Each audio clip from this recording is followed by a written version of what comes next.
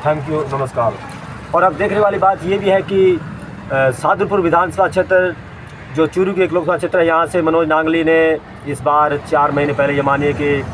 BSP Bahujan Samaj party से जीत दर्ज की थी। बहुत ही कड़ा मुकाबला हुआ था। कृष्णा पुनिया को उन्होंने 2500 से वोटों से चुनाव जीता था और उनसे कृष्णा पुनिया ने अपने दूसरे नंबर पर रहते उन्होंने अपने तीसरे नंबर के जो निकटतम प्रतिद्वंदी सुमित्रा पुनिया को भी इतने ही वोटों से हराया था। लेकिन कृष्णा पुनिया दूसरे पायदान पर रही, तीसरे नंबर पर सुमित्रा पुनिया रही और पहले पायदान पर मनोज नांगली रहे थे। अब मनोज नांगली ने 3 दिन पहले जो लोकसभा सीट हुए थे चुनाव, लोकसभा सीट के वहाँ पर 3 दिन पहले उन्होंने शिवसेना को ज्वाइन कर लिया था। और वो ज्वाइन करने के पीछे क्या समीकरण था, उनका सीधा मुद्दा ये था कि वो बीजेपी को सपोर्ट करने वाले थे। इससे कुछ मेघवाल समाज जो मायावती से जुड़े हुए हैं वो उनसे जो है एक मानिए कि ये एक समीकरण मानिए कि रुष्ट हो गए हैं और वो उन्होंने राहुल कृष्ण की तरफ वोट डाला, उससे कुछ फर्क पड़ा है। और ये जो समीकरण किया है वहाँ पर कहीं ना कहीं जो है बीजेपी के या तो राजेंद्र राठौड़ का कहीं ना कहीं मनोज नांगली तक कहीं ना कहीं इशारा किया है, या फिर उन्हें लग रहा है कि अगले जो चुनाव हैं इस चुनाव में वो कहीं न किसी तरह से जो है उनको समर्थन करना चाहते थे भारतीय जनता पार्टी को। या फिर हो सकता है कि दईराम मेघवाल जी जो हैं वो लोकसभा चुनाव से चुनाव लड़ रहे हैं लोकसभा सीट से, तो उन्होंने मनोज नांगली ने सादुलपुर अकेली सीट से उन्होंने 65,000 वोट हासिल किए थे, 64-65,000 वोट। अब मुद्दा ये भी है कि दईराम मेघवाल जो चुनाव लड़ रहे हैं और उनको जो है वो 65,000 वोट अगर नहीं मिलते हैं सादुलपुर से, तो फिर कहीं ना कहीं ये एक अंगुली उठती है, एक सवालिया निशान है ये मनोज नांगली के ऊपर कि आपने वोट हासिल किए थे लेकिन आप वो वोट लोकसभा में क्यों नहीं दिला सके दईराम मेघवाल को। तो हो सकता है कि उसे ये भी मालूम है कि वो वोट अब दईराम मेघवाल को नहीं मिलेंगे, क्योंकि यहाँ पर खींचातान 2 सीटों के ऊपर है। लोकसभा सीट और विधानसभा सीटों में जो वोट होता है वो अलग अलग अपने अपने हिसाब से पड़ते हैं। तो हो सकता है कि वो उस शिकायत से या उस समीकरण से बचना चाहते हो कि कहीं ना कहीं उनका नाम नहीं आए, कि उन्हें इस तरह का जवाब नहीं देना पड़े हाईकमान को,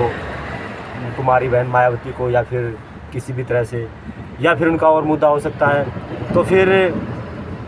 ये जो हो रहा है, लेकिन एक सुनने में यहाँ एक बात हो रही है कि यहाँ पर जो पिछली बार चुनाव हुए थे 4 महीने पहले, तो सुमित्रा पुनिया का समर्थन राहुल कृष्ण ने दिया था और इस समय खुलेआम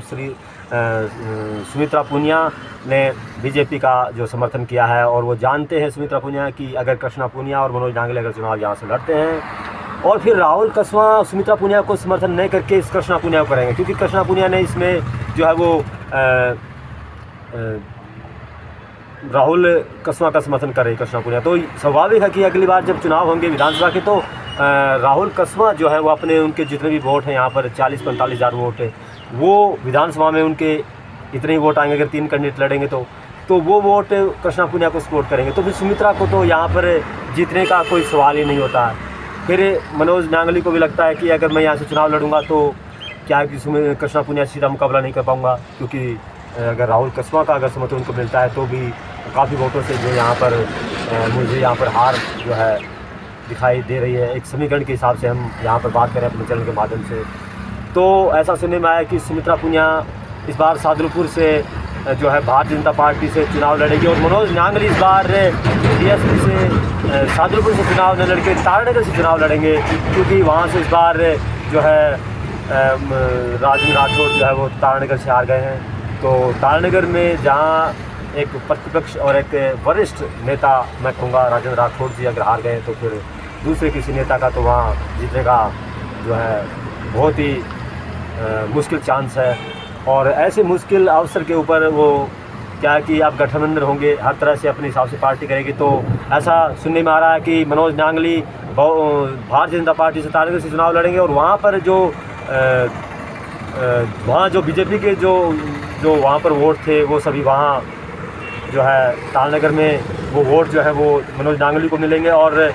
सादुलपुर से यहाँ पर सुमित्रा पुनिया भारतीय जनता पार्टी से चुनाव लड़ेगी और मनोज नांगली के जो वोटर्स थे वो सुमित्रा पुनिया का सपोर्ट करेंगे, ताकि मनोज नांगली के जो वोट हैं वो यहाँ सादुलपुर से सुमित्रा पुनिया को दिला सके। और वहाँ जो तारानगर में जो बहुजन समाज पार्टी के जो ये मानिए कि सुमित्रा पुनिया यहाँ से लड़ रहे हैं, तो वो वहाँ से जो बुढ़ानी के सामने चुनाव लड़ेंगे तो जाटों के वोट वहाँ कुछ जो है वो सुमित्रा पुनिया वहाँ से दिलाए या किसी भी प्रकार से, तो वहाँ पर चुनाव लड़ने के पूरे चांसेस हैं। ये एक जो एक बड़ा खुलासा हो चुका है कि मनोज नांगली तारानगर से लड़ेंगे और सुमित्रा पुनिया जो है